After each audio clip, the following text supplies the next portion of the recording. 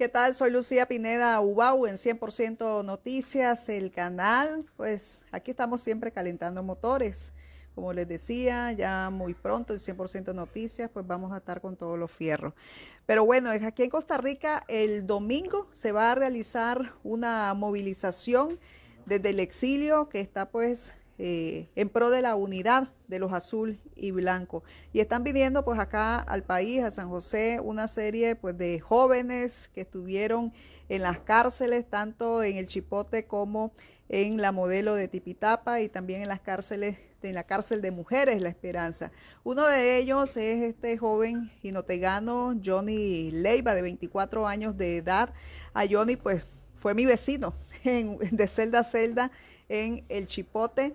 Johnny estuvo preso junto a su papá y junto a su hermano. Para su mamá era bastante complicado el hecho de, porque tenía que ir a visitar a Johnny en el Chipote en un momento y también iba a visitar a su marido y también a su hijo allá a la cárcel Modelo de Tipitapa, la de varones. Pero luego ya Johnny lo trasladan del Chipote a la Modelo, pues de alguna manera pues la señora pues se le facilitaban pues las cosas porque los tres estaban en un solo punto. Johnny pues fue liberado el pasado 20 de mayo, días después del asesinato de don Eddie Montes en el penal de varones allá en Tipitapa. Qué alegre verte, Johnny, es un gusto. Les quiero contar algo. Este muchacho, sus brazos, él tuvo un accidente de tránsito hace aproximadamente 3 años. Él me contó su historia cuando estábamos así como de celda a celda y comenzábamos a platicar, pues era con uno que los que yo pues platicaba y le podía ver el rostro. Y Johnny me comentaba que tuvo ese accidente, estuvo también en silla de ruedas en algún momento, sus brazos no los podía mover, estaba en un proceso como de rehabilitación de sus brazos cuando la policía lo captura, pero aún así la policía lo inculpa y le imputó delitos que hasta que supuestamente moviste una ambulancia, ¿verdad? Como que colaboraste, así algo, era así, ¿verdad? Soy acusado de terrorismo y me acusan de haber golpeado e intentado quemar a la víctima, Pablo Israel Ramos. ¿Y de una ambulancia me hablabas también o no? La víctima fue bajada de la ambulancia. Y que supuestamente ustedes hicieron eso. Que yo lo bajé y lo arrastré sobre el adoquinado y lo golpeé en una cuneta. Entonces, esa parte, cuando él me contó esa historia, cuando estábamos en el Chipote, uno se quedó con la boca abierta, o sea, pero si este muchacho no puede ni mover los brazos. O sea, son las cosas insólitas, absurdas que han ocurrido en Nicaragua y desde ahí, desde que este muchacho no puede mover sus brazos, se les caía el caso. Incluso a Johnny yo me acuerdo que cuando lo sacaban de la celda, allá en el Chipote, la policía lo tenía que vestir. Johnny se ponía así, con los bracitos, y entonces la policía ya le comenzaba a poner la camisa. Y entonces las cosas absurdas, o sea, la misma policía que le imputa esos delitos, lo vestía Johnny, le ponía la camisa a este muchacho cuando lo sacaban de la celda. Totalmente pues absurdo. Pero yo, bueno, Johnny también le tengo mucho cariño, les quiero decir, porque en los momentos que yo estuve sola en la celda, la número 36, estuve sola ahí en esa celda, ahí en el Chipote, pues Johnny me leía la Biblia. Él tenía un Nuevo Testamento y entonces yo no tenía Biblia. Y estar en esa celda como oscura, encerrada en 4 paredes, entonces, y estábamos, solo nos separaba como un pequeño patio, entonces nos veíamos las caras, Johnny y los que estaban a la otra celda con él. Entonces él me comenzaba a leer la Biblia, el Nuevo Testamento. Y yo siempre también le decía, Johnny, léeme un salmo, y él comenzaba. Entonces yo le decía, vos sos mi lector, ¿verdad, Johnny? Así es. Sí, para mí fue un gusto, Lucía. Quizás no fueron los mejores momentos habernos encontrado en las cárceles de auxilio judicial, conocido como el Chipote. Y hoy es una alegría verte de nuevo. Recuerdo que una vez le dije de que la había visto con ojos tristes, que ya no le brillaban.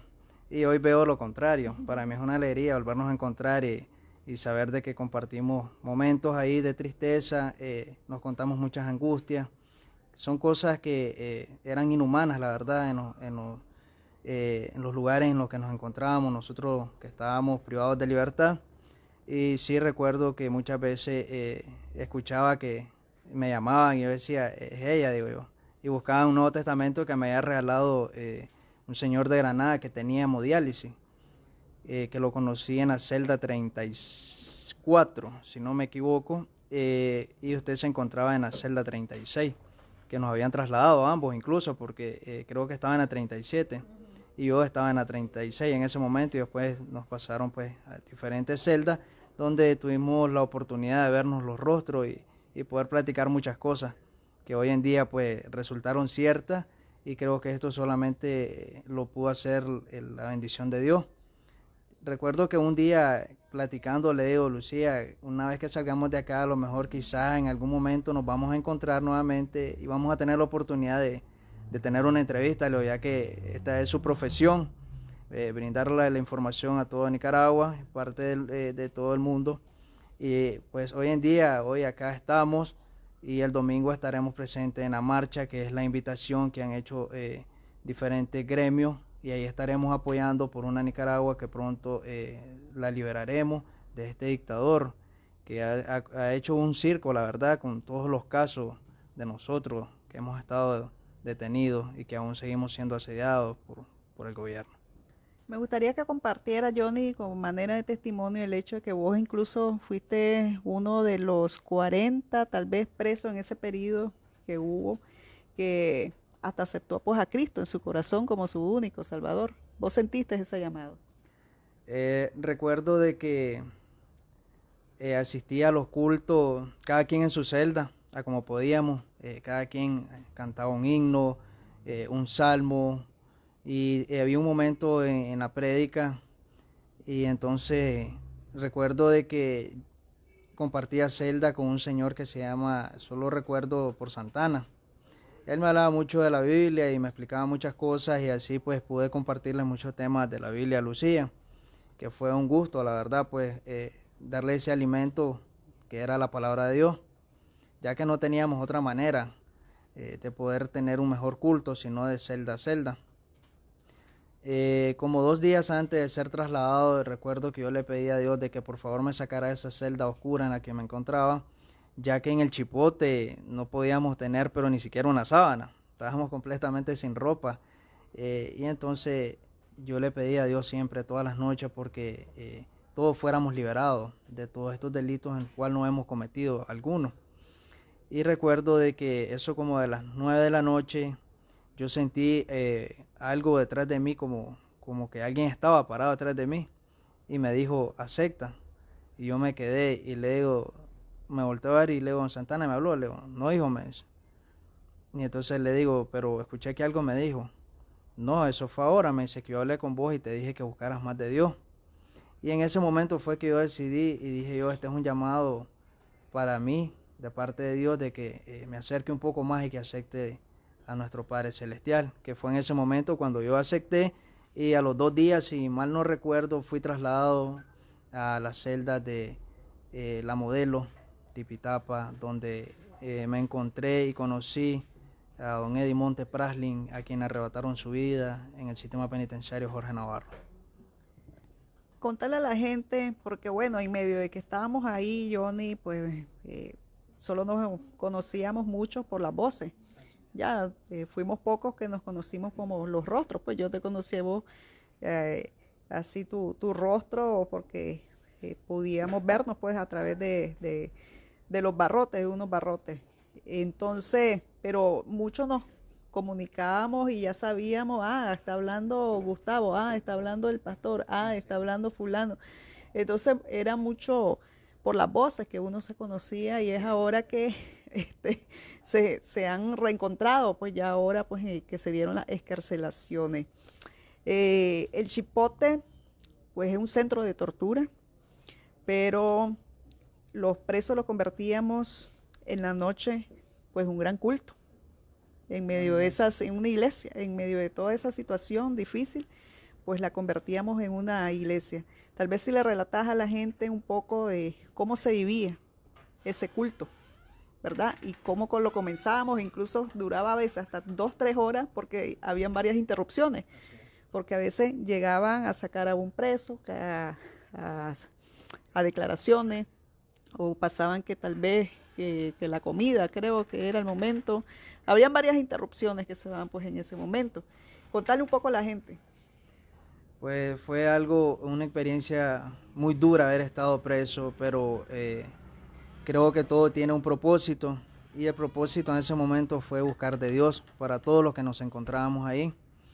El culto era dirigido por un hermano de León, un doctor que se llama Gustavo. Estuvo detenido por manifestarse en contra de este gobierno. Y impartían el culto, cada celda tenía un lapso, un minuto, donde podía participar, ya sea por un canto, por un salmo, por un testimonio real de todo lo que estábamos viviendo. Pero en el transcurso del momento que estábamos haciendo el culto y todos atentos, escuchando, en ese momento se convertía en una iglesia. Decíamos que el Chipote iba a ser una iglesia, ya no iba a ser un centro de tortura donde nos hicieron mucho daño psicológico y físico. Y cada rato llegaban los funcionarios, la policía a callarnos.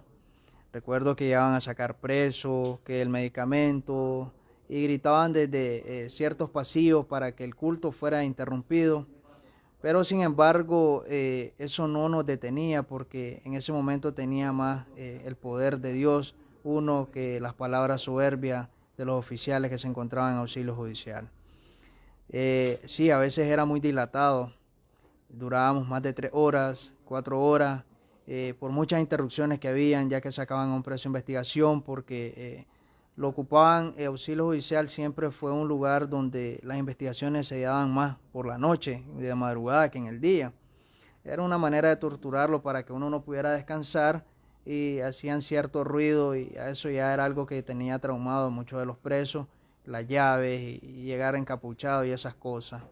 Y entonces teníamos que esperar un poco y darle pausa al culto, pero siempre estar atentos y no perdernos de esa bendición de Dios, que fue la única que nos llegó hasta donde nos llevó y nos sacó de esas mazamorras oscuras en las que estuvimos, y pues pudimos reencontrarnos nuevamente.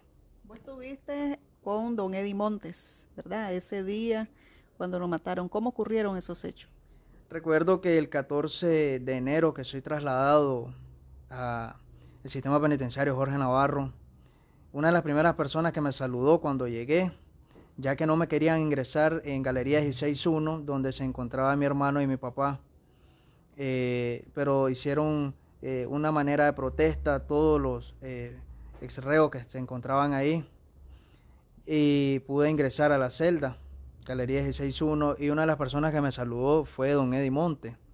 En realidad en ese momento pues llegué un poco aturdido, llegué acompañado de muchachos de Masaya, de León, y la verdad pues yo no sabía que quiénes eran.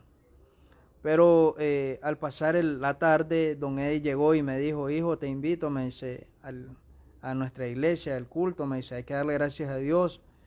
Aquí todos siempre estuvimos orando, me dice, porque salieras del Chipote, me dice, y te encontraras bien. Venís muy maltratado, me dice. Recuerdo que estaba súper más delgado de lo que estoy, apenas estoy en recuperación. Y asistí al culto y le platiqué un poco a ellos como parte de mi testimonio, lo que había vivido, y recuerdo que les conté de que había conocido a Lucía no por tele sino en persona, y que la había visto muy triste, pues porque en sus ojos se notaba aquella tristeza, y su rostro nunca lo había visto así. Pero sin embargo pues tuvo la bendición de Dios de poder escuchar su palabra, y creo que eso fue lo que la alentó a estar ahí y poder salir. Después, lo ocurrido el 16 de mayo, estábamos en Galería, cuando ya tenían varios días de que nos habían cortado la luz, el agua, la alimentación. Ese es un derecho que tenemos como ciudadanos y nos los habían quitado, y aún estando presos. Recuerdo de que mandaban a funcionarios a asar carnes emparrilladas y cosas de que en lo que yo había estado de estar preso desde enero ahí, no lo hacían. Era una manera de estarnos insultando, incomodar nuestra persona, ya que nosotros no teníamos alimentación ni agua. Entonces comenzaron a hacer carnes y comenzaron a decirnos cosas. Recuerdo de que se fueron, al día siguiente ingresaron funcionarios, entre ellos uno conocido como Mayorga, que es Dirección de Operaciones Tácticas del Sistema Penitenciario. Ingresó con un AK-47, se arrimó en dirección al portón que viene de máxima seguridad, de la 300, y comenzó a apuntar, ya que nosotros nos encontrábamos en un patio dentro del perímetro de seguridad, y comenzó a apuntar con un AK. Y entonces todo el mundo gritaba y le decía de que el gobierno en su momento se iba a ir y que no estuviera haciendo esas cosas, que él también tenía familia, hay que pensar en su familia. Pero sin embargo, pues eso no le bastó a los fanáticos del gobierno y empezaron a hacer detonaciones al aire y unas detonaciones en dirección a las celdas que pegaron en muchas esquinas, parte de la galería en la pared. Pues resulta de que don Eddie, cuando escucha todo eso, don Eddie estaba jugando ajedrez. Recuerdo que yo venía saliendo de galería cuando lo miré jugando ajedrez y un muchacho de Jinotega le dijo, don Eddie, le dice, no vaya, le dice, porque él en ese momento le dijo al señor, ya vengo, mis muchachos me necesitan. Y el juego pues quedó así, el juego nunca terminó.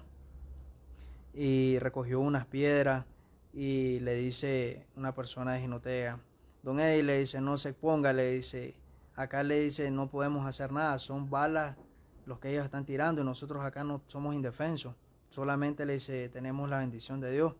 Y recuerdo que él le dijo con estas palabras, ¿tenés miedo de morir? Le dice, si tengo que ofrendar mi vida para que ustedes sean libres, le dice, pues lo voy a hacer, le dice, yo iba a vivir lo que iba a vivir.